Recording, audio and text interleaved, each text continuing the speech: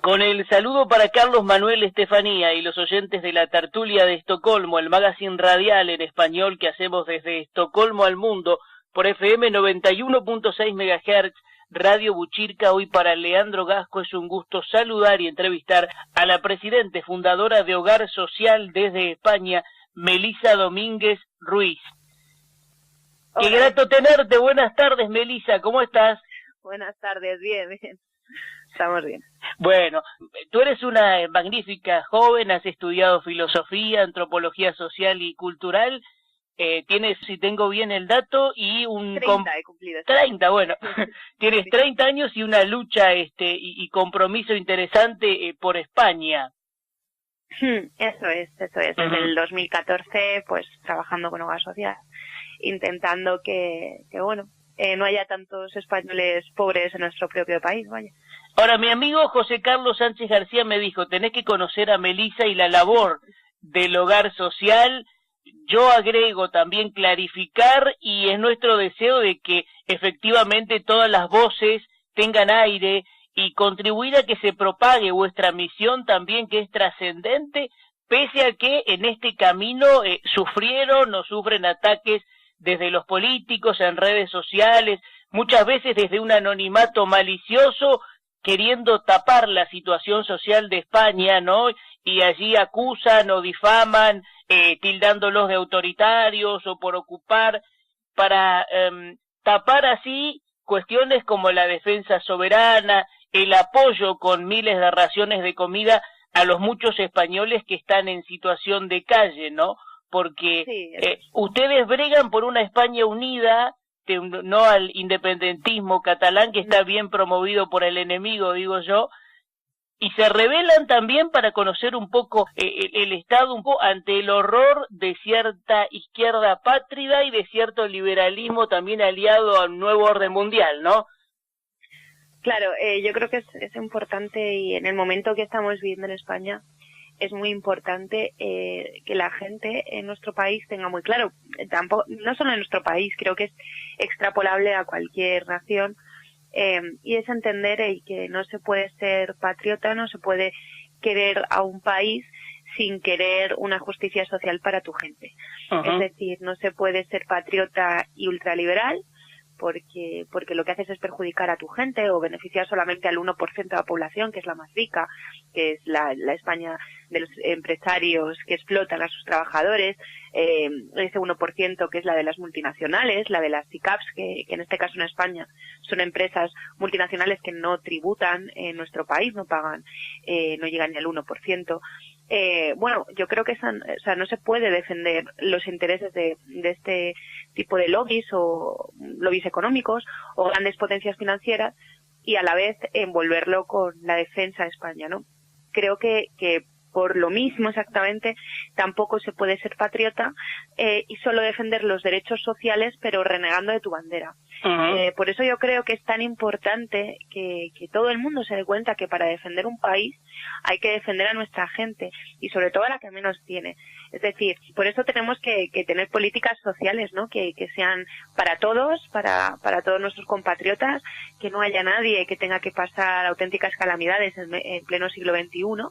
Y que esa sea la bandera, ¿no? Que representa a nuestros países soberanos, que están totalmente alejados de ese neoliberalismo tan brutal que lo único que pretende es globalizar a todo el mundo en lo económico y en lo humano.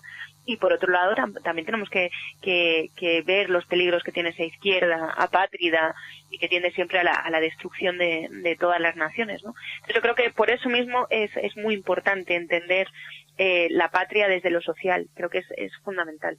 Claro, porque yo, un poco veía y leía también sobre la situación de tu país y también algunas cosas que se escribían por las redes, ¿no? Porque está muy bien aquello que decía, hay hipócritas políticos con casas de 1 millón de euros, seguridad 24 horas y ladrones y asesinos sueltos, ¿no? Y también denuncias el tema de los manteros, el comercio ilegal, Sí. El crecimiento del yidaísmo en medio de un laicismo, o sea, el amparo al terrorismo islámico, el tema de la corrupción, los pensionistas más pobres, la precariedad laboral, también la manifestación en el caso de la mezquita M30, impresentables desde la política, como el caso de Iglesias de Podemos o de Manuela Carmena, pero también como el caso del Partido Popular, que no se sabe para dónde va y que en algunos casos se define con 13 millones de euros para refugiados o inmigrantes en votaciones y nada para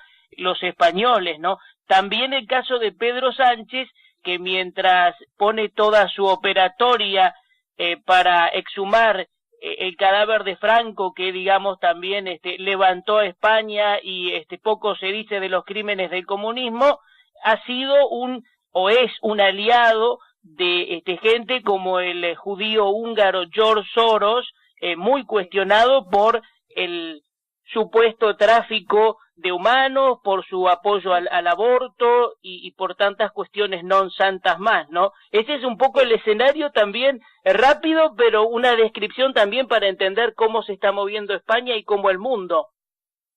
Sí, efectivamente, y sin olvidar el auge del independentismo catalán, ¿no? Por ya supuesto. No solo catalán, ya también en lugares como País Vasco, que después de la lucha armada, bueno, pues tenían su representación en muchos ayuntamientos, incluso ayuntamientos de capitales de provincia. Sí, eso es bueno que lo destaque porque ahí se cree financiación de Soros también y entorno, ¿no? Pero es que lo más grave es el auge que ha tenido actualmente para llegar a tener 7 diputados tras estas últimas elecciones en el Congreso. Es decir, nunca habíamos tenido tanta presencia de antiguos miembros de la banda terrorista ETA metidos a política, ¿no? Entonces yo creo que al final es todo parte de la misma rueda. Hay 7, reitéralo porque es muy preciso el dato y no se divulga tanto, ¿eh? No, pero bueno, yo creo que es importante el ubicarnos, ¿no? Porque con todo el tema de independentismo es verdad que se ha polarizado mucho las posiciones de todos los partidos, y en este caso el Partido Popular se enfrentó de forma absoluta y radical, ¿no? Contra que Pedro Sánchez buscase la figura de un mediador en el conflicto y tal, olvidando que Aznar en su momento sí que con la banda terrorista ETA, que el independentismo se le puede acusar de muchas cosas, pero no de haber matado propiamente dicho, y sin embargo a la banda terrorista, bueno, pues tiene casi 900 muertos a sus espaldas. Y en este caso Aznar sí que busca un mediador para hablar con la banda terrorista ETA. Es muy curioso que el propio Partido Popular haya olvidado eso. No es que lo haya olvidado, no, es que utiliza o se sirve del engaño o de la falta de memoria de los españoles, ¿no? Es decir, puedes llevarte las manos a la cabeza ahora porque Pedro Sánchez, que viene siendo más de lo mismo, al final la diferencia entre Partido Popular y Partido Socialista es nimia. Qué horror, cualquier país, ¿no? Bipartidista. Entonces, cuando vemos que lo olvidan, ¿no? Juegan con ese despiste, ese olvido, cuando ellos han hecho algo enormemente peor, ¿no? Bueno, yo creo que la situación, si hay que sacarle algo positivo, es que bueno, la verdad es que los españoles cada vez son más críticos con el sistema bipartidista. Sí que es cierto que ha ganado por amplia mayoría el Partido Socialista, después de habernos hecho una muestra del desastre al que nos podían llevar. Pero bueno, yo creo que el bipartidismo en España está superado y que tiende incluso a desaparecer, ¿no? En un futuro, esperemos, no muy lejano. Uh-huh. Sé que estuviste, creo que fue en 2015, en el Congreso de las Juventudes en Alemania, que eres una referente, y también quiero preguntar, porque si no tengo mal el dato, en algún momento se han inscrito en Interior para, no sé si desde lo político poder incursionar. ¿Hay alguna posibilidad, algún proyecto? Cuéntanos, a ver. Sí, nosotros nos registramos como partido político hace un par de meses. Sí que es cierto que pretendíamos concurrir a una de las elecciones de este año, pero por tema de plazos, las trabas que nos han puesto desde el Ministerio del Interior y de los bancos, por cierto, también muy importante, bueno, pues no hemos podido llegar. Así que, bueno, tenemos esa herramienta, esperemos poder ponerla en marcha dentro de poco y, bueno, pues hasta donde lleguemos. Eso es lo Cuéntame un poquito, Melissa Domínguez Ruiz, sobre nacimiento, sobre cómo está hoy el hogar social, que por ahí, bueno, se conoce como Hogar Social, por ahí algunos lo referencian como Hogar Social Madrid, otros como Hogar Social Ramiro Ledesma, bueno, en fin, pero ¿cómo está esta lucha en la que tú estás al frente, donde hay muchos jóvenes comprometidos con esto tan vital que es el Estado español tenga la decencia de no dejar a ningún español en la calle? Hay una campaña también muy importante de micromecenazgo para ayudarlos al Grupo Patriota Social, que se conoce como crowdfunding, que también pueden interesarse más en www.hogarsocial.com. A ver. Pues sí, sí, efectivamente. Nosotros llevamos desde 2014 ocupando edificios, pues o bien que han sido producto de la corrupción o producto de la especulación. Generalmente son o de bancos con casos de corrupción detrás o mayoritariamente del Estado, edificios que el Estado tiene absolutamente abandonados mientras hay miles de españoles viviendo en la calle. Entonces nosotros consideramos que es una cuestión de justicia social y que nuestra gente que ha sido abandonada por nuestros políticos, pues que puedan tener una vida digna. Tampoco pedimos grandes lujos, simplemente el poder tener un techo donde sobrevivir. Creo que es una cuestión básica, tanto que se habla ahora en España sobre la Constitución. Creo que es muy importante recordar que la Constitución también contempla que todo español tiene derecho a tener una vivienda digna, ¿no? Pues el gobierno, ya sean de derechas o izquierdas, es algo que incumple categóricamente día sí día también. Entonces, por eso nosotros realizamos ocupaciones para poder acoger a estas personas que se encuentran en situación de calle. ¿Qué ocurre? Que en nuestros desalojos, indistintamente de quién gobierne, siempre son, se marca una celeridad muy extraordinaria dentro de lo que viene siendo la justicia española.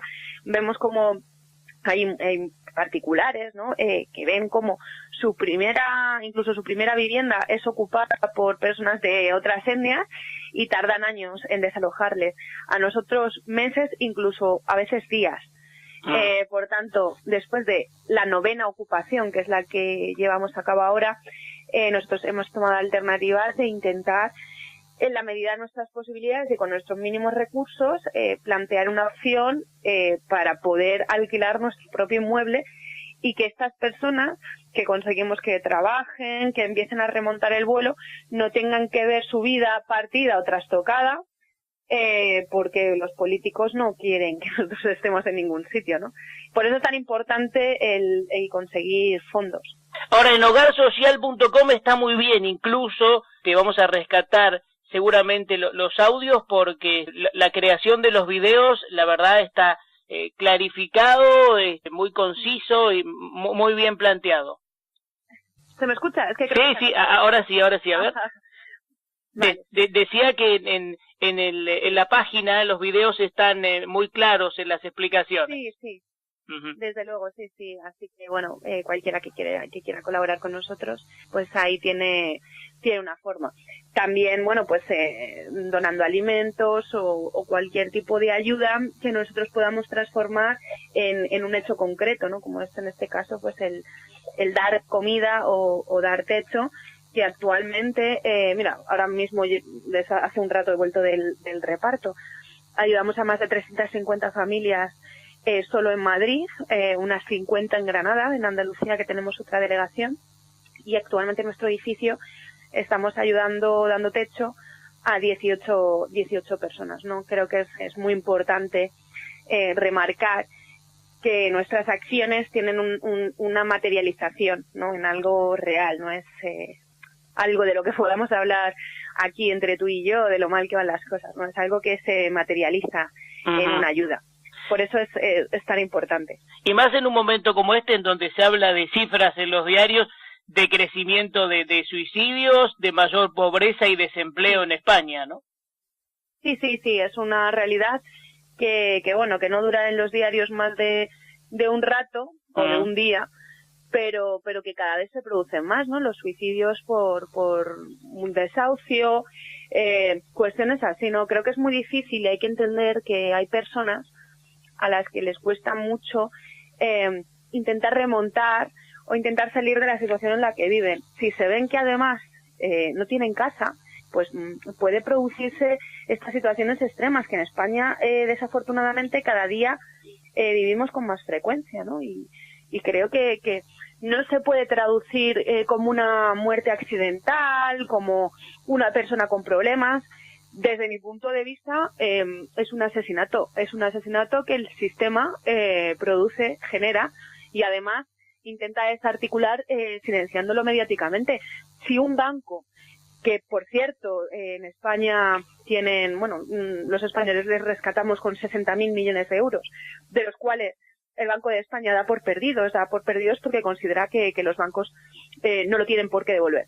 Cuando el contribuyente español le ha pagado 60.000 millones a los bancos para rescatarlos, y a ti, con que tengas un impago de 3 meses en tu hipoteca, te desahucian, y eso produce que tú entres en una depresión que te pueda llevar hasta el punto de suicidarte, eso es un asesinato por parte de los bancos y no se puede considerar de otro modo. No se puede considerar como un problema psicológico, una alteración, no.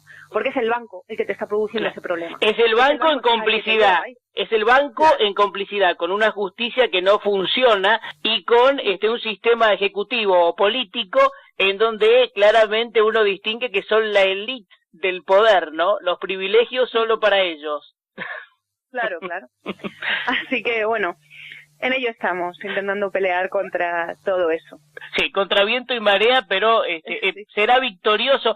A mí me interesaba destacar lo de las pancartas también que uno ve en esas manifestaciones multitudinarias, en donde se dice culpables de defender a España y a su gente, revuelta contra el mundo moderno, acción política contra el globalismo, Y yo quiero también leer algunas cuestiones que están escritas por allí también en el Twitter, en las redes sociales. Por ejemplo, una del 14 de marzo que dice: hemos ganado a la empresa municipal de vivienda de Alcalá de Henares que iba a desahuciar a familia española con una niña, y mencionaban a Olga García de Podemos, o también cuando denunciaban comida en mal estado en el centro militar gaditano, reflejo de pésimas condiciones que sufren nuestros militares españoles, vergonzoso e inadmisible. Y aquí, junto a ti, Melissa, rescato algunas cifras contundentes: más de 3 millones de parados sin empleo, más de 6 millones de gente al filo de la pobreza, más de 2,5 millones de niños en precariedad. De hecho, me lo has recordado. También tenemos otra actividad que es muy importante, que es la asesoría jurídica, precisamente para estas familias a las que ayudamos, que no se pueden permitir el pagar un abogado que les defienda ante la administración o ante la banca. Nosotros lo que hacemos es facilitarle un abogado gratuito. En este caso que acabas de remarcar tú, es curioso y no es el único, porque son casos que hemos tenido que defender frente a Podemos, o administraciones gobernadas por Podemos, estos que se dicen de los gobiernos del cambio, de la gente, que no desahucian, etcétera, etcétera, y sin embargo sí que efectivamente ejecutan desahucios, y nosotros en estos casos los defendemos, ¿no? Creo que es fundamental. En el caso de los militares es uno de los colectivos con los que nosotros trabajamos o a los que apoyamos. Y es que en el caso de España están sufriendo una situación tremenda, y es la desprotección, dado que cuando ellos cumplen 45 años se les expulsa del ejército y tampoco se les reincorpora en ninguna otra actividad pública, ¿no? Esto fue culpa de una ley que se hizo, que fue la ley de tropa y marinería profesional. Lo que decía es que los militares que no alcanzasen un grado de suboficial, pues se les expulsaba a los 45 años, pero que se les reincorporaba en la administración pública, ¿no? Desempeñando cualquier tipo de labor que pueda estar acorde con la preparación o la formación que han tenido dentro del ejército. Esto no se estaba cumpliendo, entonces se está echando a nuestros militares, a aquellos que nos protegen, se les está echando como a perros a la calle. Entonces nosotros el tema de los militares lo tratamos muy de fondo porque nos parece una cuestión de justicia, vaya. Claro, ahí se nota una clara discriminación, ¿no? Y ahí no hay organizaciones de derechos humanos que levanten la bandera. Claro, claro, eso es. Bueno, y denunciaron también asesinatos y ajustes de cuentas en la lluvia, pidiendo barrios más seguros en Granada, donde hay mucha delincuencia. Sí, es algo que solemos hacer en Madrid, en Granada. Bueno, pues vivimos en España cada vez en barrios más inseguros. En el caso de Madrid hemos hecho varias acciones contra las bandas latinas, ¿no? Sobre todo los problemas vienen con dominicanos que montan aquí sus bandas y, bueno, y atemorizan a toda la población. En el caso de, por ejemplo, de Andalucía, si bien es cierto que en Madrid, zona centro, es más, por eso te digo, con dominicanos, en Granada, sin embargo, es más por cercanía, quizás, con grupos de marroquíes. Realizan sus ajustes de cuentas, sus reyertas, y se pueden coser a tiros en medio de la calle, a plena luz del día, sin importarles si es una zona residencial, si pasan niños. Entonces, bueno, es un poco lo que denunciamos también. Sí, también en el pedido, como proyecto también, inversión e infraestructura digna que fomenten desarrollo y repoblación de provincias españolas olvidadas por los políticos, ¿no? Sí, esto es algo de lo que se lleva unos meses hablando aquí en España, que es la España vaciada, ¿no? Tenemos un problema de infraestructuras y de muchísimas condiciones básicas que afectan al 78% de la población, que no está concentrada en grandes ciudades, es decir, los pueblos, para entendernos, ¿no? Lo comúnmente conocido como los pueblos o las ciudades de provincias pequeñitas, que ven cómo no tienen AVE, no tienen tren, no tienen buenas conexiones de internet, no tienen red telefónica como la que se puede tener en una gran ciudad. Y entonces, ¿qué produce esto? Que al no tener, por ejemplo, colegios, al no tener médicos, al no tener tiendas, al no tener bancos, en muchos casos, incluso la banca pública de Madrid, que es Bankia, rescatada con el dinero de todos, por supuesto, antes de que quebrara, pues, por ejemplo, retiró todas las sucursales en los pueblos de la sierra, ¿no?, de aquí de Madrid. Entonces, ¿qué ocurre? Que cuando no puedes tener o no tienes al alcance lo básico para subsistir en la época en la que estamos viviendo, en un pequeño pueblo, en una sierra, en un lugar que no es una ciudad, vaya, pues se ven obligados a emigrar a las grandes ciudades, ¿no? Y lo que estamos haciendo, de ahí es la España vaciada, lo que estamos haciendo es hacer que una parte mayoritaria de nuestro país se quede absolutamente vacío por falta de infraestructuras y masificamos todo lo que viene siendo los centros neurálgicos, las grandes ciudades. Entonces, nosotros hemos apoyado a esa España vaciada y hace muy poquito se manifestó en Madrid porque consideramos que por ser pocos no tienen menos derechos, no deberían de tener menos derechos, ¿no? Creo que los pueblos son el motor de cualquier zona. Sin agricultura, sin ganadería, pues no tendríamos prácticamente qué comer y en ese aspecto ni siquiera qué exportar y no pueden, por tanto, tener menos derechos por ser menos. Son españoles igualmente. Bueno, estamos hablando con Melisa Domínguez Ruiz, Hogar Social, como bien se dice por allí realmente, y vale destacarlo, mantenerse en pie ante un mundo en ruinas. Yo quiero que nos cuentes qué proyectan en lo que queda de este 2019. Pues mira, además con mucha expectación, ya no solo por el clima político que se vive en España, sino por la futura o la próxima recesión económica o crisis que se nos avecina, ¿no? Y que todos los economistas auguran que comenzará dentro de muy poco. Creo que los próximos años van a verse marcados por el compás de esta nueva recesión económica y eso nos abrirá, yo creo, muchos campos, muchos aspectos que tomar, ¿no?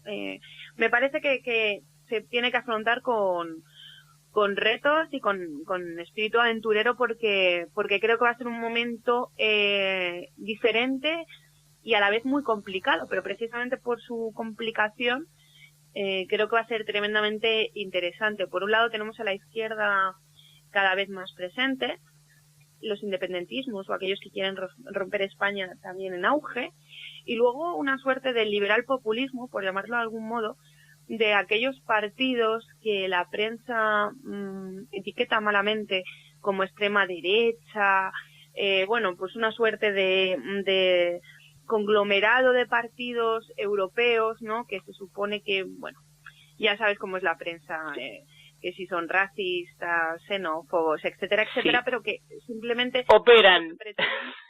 Lo que pretenden es inocular el liberalismo a toda vena, ¿no? Entonces, me parece que es un escenario muy interesante donde... Ahora, Melissa, lo bueno es que la gente se está despertando, ¿eh? Y se acerca. Sí, puede ser. Esperemos. Esperemos.